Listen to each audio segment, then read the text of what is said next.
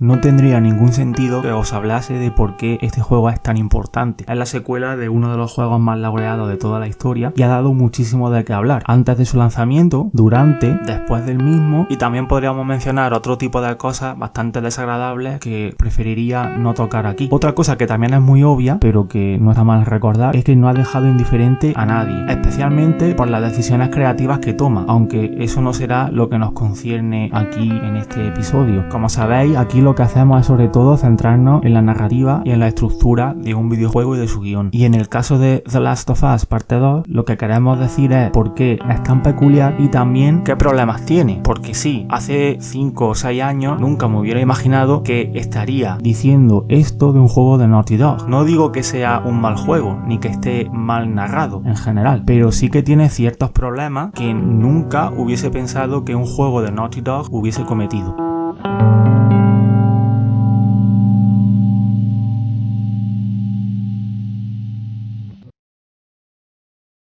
La definición más concisa que podríamos hacer de The Last of Us Parte 2 es decir que es un juego de autor. Es continuista en cuanto a sus mecánicas, pero en lo narrativo a una premisa súper arriesgada, sobre todo viniendo de un AAA. Yo diría que es la visión de un creador, de un guionista o del creador de la historia del juego, en este caso, Neil Druckmann, llevada a cabo con todas sus consecuencias. Ahora sabemos que el juego ha sido un éxito, pero hace unos años tal vez no podríamos saber si hubiese sido un desastre en cuanto a crítica, en cuanto a opiniones de los usuarios, que en gran parte sí que ha sido así, pero sería muy difícil hacer una criba entre los usuarios que creen que el juego está mal narrado o los que simplemente no están de acuerdo con ciertas decisiones creativas que se toman en el mismo, o incluso podríamos hablar de que la concepción de un juego así podría haber sido un riesgo en las ventas, que tampoco ha sido así. El caso es que hace unos años todo esto no se sabía a ciencia cierta y el estudio, empujado por Neil Druckmann, tomó un riesgo bastante grande al hacer un juego así, que explicaremos por qué más adelante. El mismo Neil Druckmann, y lo citaremos más adelante en el vídeo, habla de que quería hacer un tipo de historia más novelesca y no cinematográfica, y eso se contradice de lleno con el estilo típico de Naughty Dog. Naughty Dog se caracteriza sobre todo por hacer videojuegos cinematográficos. Uncharted es un clarísimo ejemplo de eso.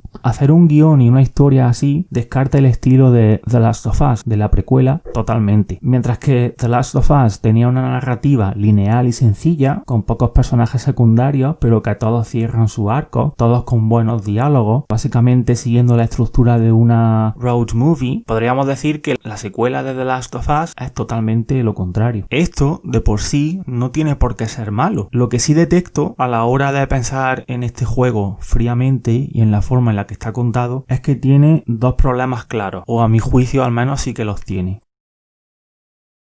La empatía, necesaria en toda narración y por lo tanto necesaria en cualquier videojuego que quiera contar algo, que a día de hoy es la gran mayoría. Robert McKee decía que la simpatía es opcional, pero la empatía es necesaria, y eso es cierto, y pone como ejemplo en su obra súper conocida, El guión, el ejemplo de Macbeth. También podríamos poner el ejemplo de Travis Bickle o el de Tony Soprano, que el propio Robert McKee habla del mismo en otros artículos suyos. Todos estos personajes no tienen por qué caerte bien. Es posible que sí, es posible que Tony Soprano personalmente a ti te caiga bien, pero el guionista no escribió a esos personajes pensando en que cayeran bien a la audiencia, al público. Lo que sí es obligatorio es que el público llegue a entender sus acciones, en comprender su mundo, incluso en decir yo hubiera hecho lo mismo. En el caso de The Last of Us Parte 2 está claro que sabéis a qué personaje me refiero en estos términos. El personaje de Abby, en principio, al menos cuando empezamos los bises con ella, es bastante difícil que nos caiga bien, pero sí que es totalmente obligatorio entender lo que hace, entender el porqué de sus acciones. En este sentido, el guión se esfuerza en hacerlo así, pero no aprovecha las opciones que el medio le ofrece. Y con esto me explico. Sí que lo hace en lo técnico. Está claro que Naughty Dog ha logrado unas animaciones punteras, un sistema de NPCs que nunca se había visto antes, pero la mayoría de recursos que usa no son recursos propios del videojuego. Las cinemáticas, que son totalmente útiles y que la gran mayoría de videojuegos usan hoy en día. Personalmente me encantan que haya un acercamiento entre el medio cinematográfico y el medio del videojuego, y eso se ve especialmente en el uso de la cinemática en un videojuego. Son muy útiles, pero también podríamos decir que las cinemáticas han sido la desgracia del videojuego, en cierto modo. Un videojuego debería narrar eminentemente por mecánica, o al menos lo más posible. En The Last of Us Parte 2, igual que en su precuela, está la mecánica del hallazgo de documentos, también hay muchos minijuegos de cotidianidad, pero yo diría que todo eso no es suficiente, que es sobre todo esporádico. Es verdad que estamos durante todo el juego buscando documentos y que muchas de las historias secundarias se nos cuentan de esa forma, pero creo que una historia así y un esfuerzo tan grande que pone este guión en que el jugador empatice con el personaje de Abby podría haberse logrado de forma más efectiva si tuviéramos otros recursos propios del videojuego. Con esto no me estoy refiriendo a que la obra tenga momentos de disonancia ludonarrativa, porque casi todos los videojuegos lo tienen y no es algo malo, es algo que tenemos que ver como propio del mundo de los videojuegos. Pero sí que me refiero a que, ya que tenemos que hacer un esfuerzo tan grande de empatía, deberíamos usar otro tipo de recursos que no sean meramente los cinematográficos, igual que pasaba con The Last of Us Parte 1, aunque ahí sí que funcionaban. Hay un momento clarísimo de esto en el que al empezar los visas con Abby, cuando empezamos con su primer flashback, o uno de sus primeros flashbacks, vemos que está con su padre salvando a una cebra. Eso me parece un recurso tan manido y tan obvio que me parece totalmente increíble que Naughty Dog lo use aquí. Se trata de un recurso tan manido que incluso tiene su propio nombre, el nombre de salvar al gato, que se utiliza eminentemente para conseguir que un personaje te caiga bien, que no tiene que ser igual a empatizar con él. Yo diría que este esfuerzo para hacer que empaticemos con Abby se hubiese logrado de mejor forma con un juego de mundo abierto. De hecho, según las entrevistas que se hicieron más tarde, después del lanzamiento, a Neil Druckmann, que hizo una especie de tour, entre comillas, en varios podcasts y varios canales de YouTube, mencionó que los planes iniciales del estudio eran hacer un juego de mundo abierto, y de hecho tenía bastante más sentido lo que se explica ahí. Pero cuando llegó la guionista principal del juego, Hayley Cross, que trabajó anteriormente en series como Westworld, aunque este era su primer videojuego, dijo que no era posible porque no se podía mantener la tensión dramática que pedía la historia en un juego de mundo abierto. Posiblemente eso sea así, y no voy a contradecir las palabras de una profesional como ella, pero mi sensación es que en un juego de mundo abierto y con los planes que se tenían inicialmente, esto se podría haber logrado de forma más efectiva. Es posible que también otras partes del guión se hubiesen tenido que cambiar, pero creo que un videojuego de mundo abierto hubiese sido más útil para lograr que el jugador empatizase con Abby, cosa que no es baladí porque estaremos más de 10 horas jugando con este personaje. Cuando digo que todo esto hubiese tenido mucho más sentido en un juego de mundo abierto, me refiero principalmente al ejemplo de Red Dead Redemption 2 y sobre todo a su mecánica del campamento. Esta mecánica nos permitía hablar con los personajes con los que queríamos entablar más relación, ignorar a los que no nos interesaban, interactuar con ellos de diferentes formas, con minijuegos en los que hacíamos cosas cotidianas, desbloqueando diálogos que tal vez otros jugadores nunca hubiesen visto. Ese tipo de mecánicas te dan libertad y eso hace que sea mucho más efectivo empatizar con esos personajes, porque los vemos desarrollarse en diferentes situaciones. The Last of Us Parte 2 intenta hacer esto en la parte en la que manejamos a Abby en el campamento de los lobos, pero no es lo mismo. Es un juego lineal, es verdad que podemos desbloquear diálogos opcionales con ciertos personajes, pero se queda totalmente en la superficie. En un juego de mundo abierto esto hubiese sido mucho más efectivo.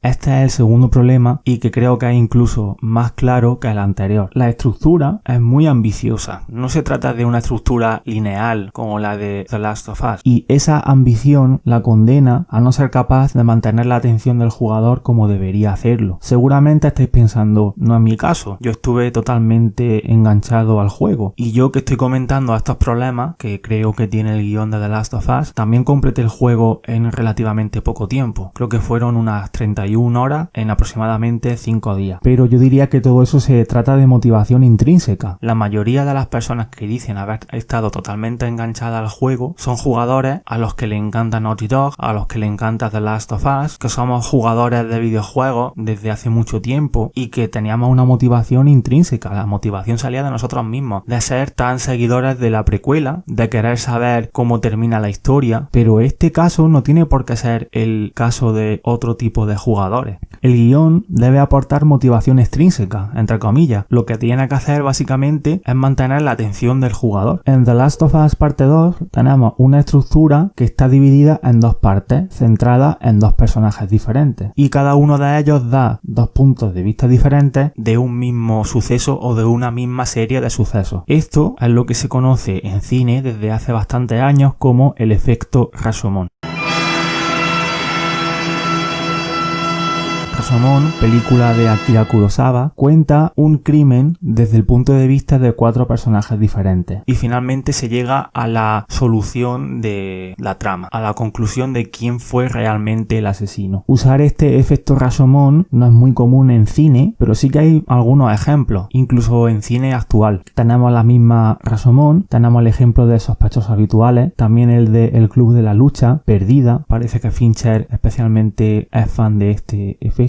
Y otro ejemplo muy claro que es el de Cartas desde Iwo Jima y Bandera de nuestros padres, las dos películas de Clint Eastwood. Incluso el propio Neil Druckmann coqueteó con esto en Uncharted 4, sin entrar en detalles, pero si habéis jugado Uncharted 4 sabéis a lo que me refiero. Por lo tanto, lo que tenemos en The Last of Us Parte 2 es una estructura clásica en 5 actos, pero partida en 2 por el efecto Rashomon. Tendríamos acto 1, 2 y casi la totalidad del acto 3 con Ellie, después llega el momento del teatro y ahí es cuando empezamos con Abby y empezamos con el acto 1 de Abby, después el acto 2, después el acto 3 y ahí en el final del acto 3 es donde las dos historias confluyen y se resuelve el conflicto principal de la historia. Y ese es el primer punto problemático de la estructura, al menos en mi opinión, ya que es bastante difícil hacer que el jugador mantenga la atención igual que antes cuando cambiamos de personaje justo antes de que se resuelva el clímax de la historia. Podríamos decir sin ningún tipo de pudor que se trata de uno de los cliffhangers más largos de la historia del videojuego. Un cliffhanger de unas 10 horas, que es lo que tardamos en jugar todos los bises con Abby.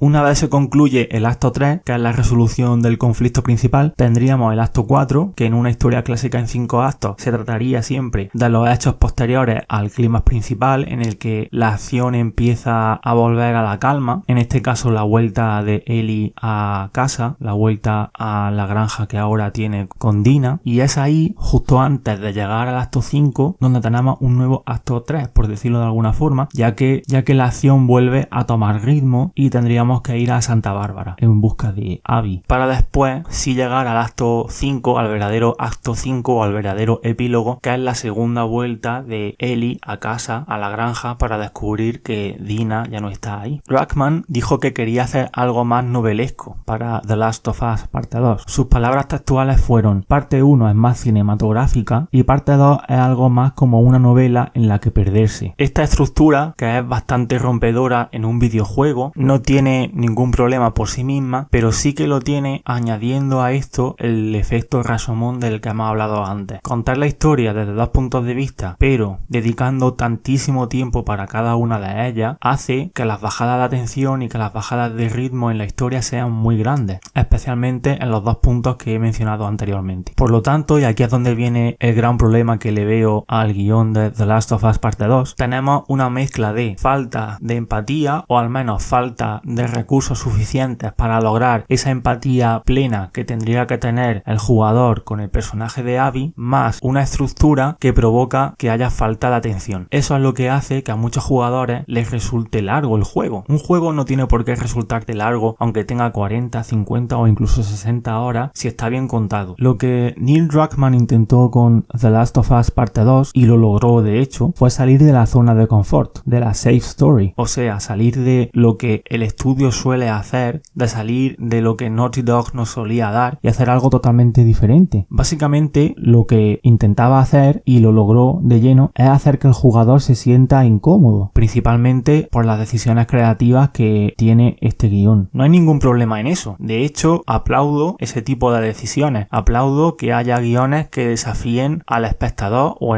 en este caso que desafíen al jugador. Se puede jugar con las convenciones narrativas, totalmente. De hecho debe hacerse cada cierto tiempo, pero siempre teniendo una lógica interna y hasta cierto punto. Se puede desafiar al jugador moralmente, hacer que el jugador se sienta exhausto, que sienta asco, que sea un desafío intelectual incluso, pero nunca puede arriesgar su pérdida de atención. Con esto no estoy diciendo que todo videojuego o todo guión de videojuego deba ser un blockbuster, y por blockbuster me refiero a una historia convencional. Neil Druckmann tenía una visión muy clara de su videojuego y el problema y la virtud radican en esa visión, en querer hacer un videojuego rompedor contado de una forma diferente, pero que a la vez dicha visión devora gran parte del resto de la obra. No sabría decir si esto es una virtud o un problema, si se prefiere hacer una obra arriesgada que sea imperfecta o hacer una obra más convencional pero que sea más efectiva a la hora de narrar. Eso queda en la opinión de cada uno, aunque yo personalmente no pueda dejar de tener cierto sabor amargo cuando recuerdo The Last of Us Parte 2.